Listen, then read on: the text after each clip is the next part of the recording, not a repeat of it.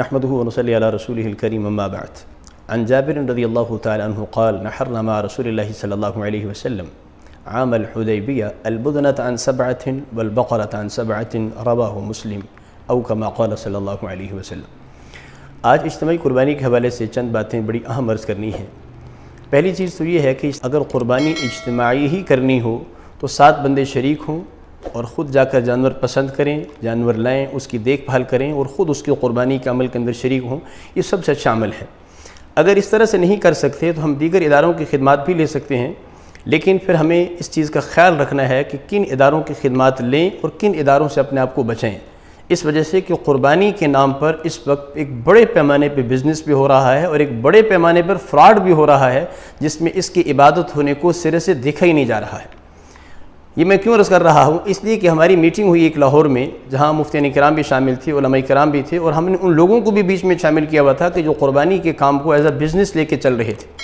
تو اس میٹنگ کے بعد جو باتیں سامنے آئی، ان میں سے میں صرف 3 باتیں آپ کے سامنے رکھتا ہوں، جس سے آپ کو اندازہ ہو جائے گا کہ ہمیں کس قسم کے اداروں میں شرکت کرنی ہے اور کس قسم کے اداروں سے ہم اپنے آپ کو بچانا ہے.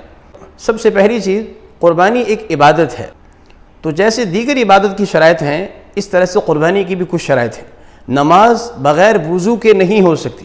اگر کوئی شخص وضو نہ کرے اور نماز پوری کی پوری ادا کر دے، وہ اللہ اکبر بھی کہہ رہا ہے، وہ قرات بھی کر رہا ہے، رکوع بھی کر رہا ہے، سجدے بھی کر رہا ہے، سب کچھ کر رہا ہے، لیکن اس سب کچھ کے باوجود یہی کہا جائے گا کہ اس کی نماز نہیں ہوئی، اس وجہ سے کہ شرط نہیں ہے اس میں. اسی طرح سے قربانی بھی ایک عبادت ہے، اس کی کچھ شرائط ہیں. وہ شرائط پائی جائیں گی تو جانور ذبح کرنے سے قربانی ہو جائے گی. وہ شرائط نہیں پائی جائیں گی تو جانور ذبح ہو جائے گا لیکن قربانی نہیں ہوگی. صرف 3 باتیں آپ کے سامنے رکھتا ہوں. نمبر 1، جانور کے اندر کوئی ایسا عیب نہ ہو کہ جو قربانی کے لیے مانع ہے. لیکن ہمارے سامنے کیا بات آئی؟ ایک جانور جو لوڈنگ ان لوڈنگ کے درمیان میں گرا اور اس کی ٹانگ ٹوٹ گئی. اب اس کو کوئی نہیں خرید رہا تھا قربانی کے لیے. ایک ادارے نے اس جانور کو خریدا، ان کو سستے داموں ملا. اس جانور کو خرید کر اسی جانور کی قربانی کر کے حصہ داروں کو اس کا گوشت پہنچا دیا گیا. حصہ دار مطمئن ہے کہ ہماری قربانی ہوگی، حالانکہ ان کی قربانی نہیں ہوئی. نمبر 2، جانور کی عمر پورا ہونا ضروری ہے. اگر گائے ہم ذبح کر رہے ہیں یا بیل ذبح کر رہے ہیں تو اس کی 2 سال عمر پورا ہونا ضروری ہے، جو دانتوں سے اندازہ لگایا جا سکتا ہے. ایک مدرسے والے منڈی کے اندر خریداری کر رہے تھے.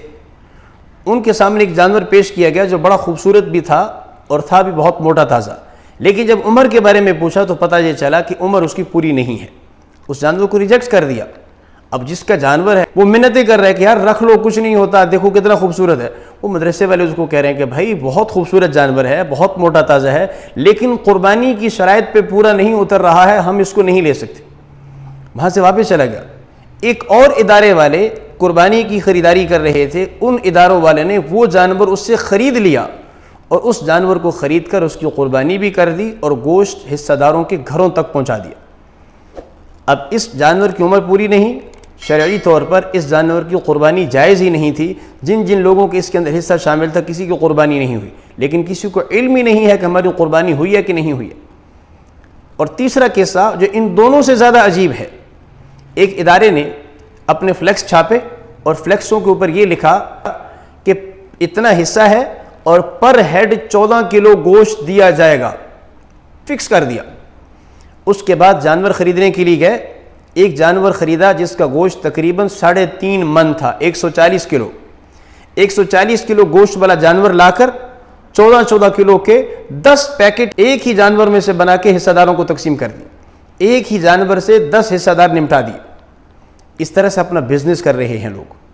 اب ان میں سے کسی ایک کی قربانی بھی نہیں ہوئی جن 10 کو ایک ہی گائے کے اندر شامل کر دیا تھا انہوں نے. اب یہ جو 3 باتیں میں نے عرض کی ہیں، ٹانگ ٹوٹی ہوئی جانور قربانی نہیں ہوئی، چھوٹی عمر جانور کی قربانی نہیں ہوئی، ایک ہی جانور کے اندر 7 سے زیادہ لوگوں کو شامل کر دیا، قربانی کسی کی نہیں ہوئی. لیکن یہ سب کچھ ہوا ہے، یہ سب کچھ ہوا ہے.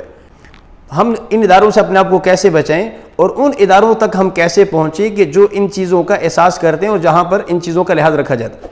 تو سب سے پہلی چیز یہ ہے کہ قربانی ایک عبادت ہے. جن ادارے والوں کو ہم دیکھتے ہیں کہ ان کو عبادت کا احساس ہے، اس کی حساسیت سے وہ واقف ہیں، تو پھر تو ہم ان کی طرف چلے جائیں. عام طور پر مدارس کو دیکھا ہے کہ وہ اس چیز کا خیال کرتے ہیں کہ کوئی ایسا جانور نہ آ جائے کہ جو قربانی کی شرائط پر پورا نہ اترتا.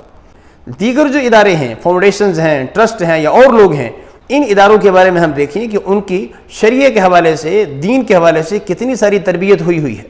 اگر ایسے لوگ ہیں کہ جن کو نہ نماز کا پتہ نہ روزے کا پتہ، جو نماز روزی کا کوئی احساس نہیں کر رہے، وہ اس کے اندر بھی احساس نہیں کرتے اور اس کو محض ایک گوشت کھانے کھلانے کا ایک عمل سمجھ کر اچھے سے اچھا گوشت آپ کی خدمت میں فراہم کر دیتے۔ قربانی کے دنوں کے اندر ہم صرف یہ چیز نہ دیکھیں کہ فلاں ادارے کی پیکنگ بہت اچھی ہے، گوشت کی کٹنگ بہت اچھی کرتے ہیں، ہوم ڈلیوری دے دیتے ہیں، بر وقت سروسز ہیں، بھائی وہ پروفیشنل ہیں، وہ سب کچھ آپ کو دے دیں گے، لیکن آپ کی عبادت کی شرائط پائی جا رہی ہیں کہ نہیں پائی جا رہی، اس کا خیال وہ نہیں کرتے۔ اس وجہ سے جو دیندار لوگ ہیں، بھلے ہم تھوڑا سا اس میں کمپرومائز کر لیں کہ ان کی سروسز تھوڑی سی کمزور ہوں گی، ہو سکتا ہے ہمیں بر وقت ڈلیوری نہ دے پائیں، ہو سکتا ہے ان کی کٹنگ تھوڑی اچھی نہ ہو یا ان کی پیکنگ بہت اچھی نہ ہو، یہ ان چیزوں میں کمزور ہو سکتے ہیں، لیکن ایک چیز کہ آپ کی عبادت کو عبادت سمجھ کے وہ کر رہے ہوں گے، اس کے اندر وہ کسی قسم کی کوئی کمپرومائزنگ نہیں کریں گے۔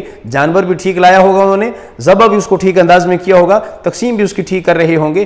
جب یہ چیزیں ٹھیک کر رہے ہیں تو ہمیں تھوڑی تھوڑی دیگر کوالٹیز پر، تھوڑی کٹنگ پر اور گوشت بنانے پر، ہوم ڈلیوری پر، ان چیزوں پر ہمیں بھی تھوڑا سا سمجھوتا کر کے عبادت کے پہلو کو ترجیح دینی چاہیے، گوشت کھانے کھلانے والے پہلو کو نہیں۔ تو خلاصہ یہ ہے کہ جن اداروں کے اندر ہم شرکت کر رہے ہوں وہ ایسے ادارے ہوں کہ ہم اگر ان کے پاس جائیں کہ بھئی ہمارا جانور کہاں ہے، تو ہمیں بتا سکیں گے یہ جانور آپ کا ہے، اس جانور کے اندر یہ 7 لوگ شریک ہیں، ایک آپ ہیں اور 6 یہ لوگ ہیں۔ اگر ہم عید کے دن بھی جائیں، ہمیں پتہ چلے کہ ہمارا جانور کہاں ہے، تو وہ بتائیں کہ آپ کا جانور یہ ہے اور اس میں سے اتنا گوشت نکلا ہے اور سارا گوشت ہم آپ کو دے رہے ہیں، یہ 14 کلو سے کم بھی ہو سکتا ہے، زیادہ بھی ہو سکتا ہے۔ ان اداروں کے اندر جانے کی کوشش کریں کہ جن میں کم از کم عبادت والی حساسیت کا احساس ان کو موجود ہے، شریعت کے اعتبار سے، دین کے اعتبار سے کچھ فکر مند ہوں، ان اداروں کی خدمات تو لے لیں تو کوئی حرج نہیں، لیکن جو محض بزنس کے پوائنٹ آف ویو سے کر رہے ہیں تو وہاں پر اس بات کا بہت بڑا اندیشہ موجود ہے، جیسے میں نے آپ کے سامنے رکھا کہ وہ گوشت آپ کو بہت اچھا فراہم کر دیں گے، لیکن آپ کو قربانی کی شرائط پائی جا رہی ہیں کہ نہیں پائی جا رہی، اس حوالے سے تشنگی باقی رہے گی۔ اللہ تعالی ہمیں صحیح سمجھنے کی، عمل کرنے کی توفیق عطا فرمائے۔ السلام علیکم ورحمۃ اللہ وبرکاتہ۔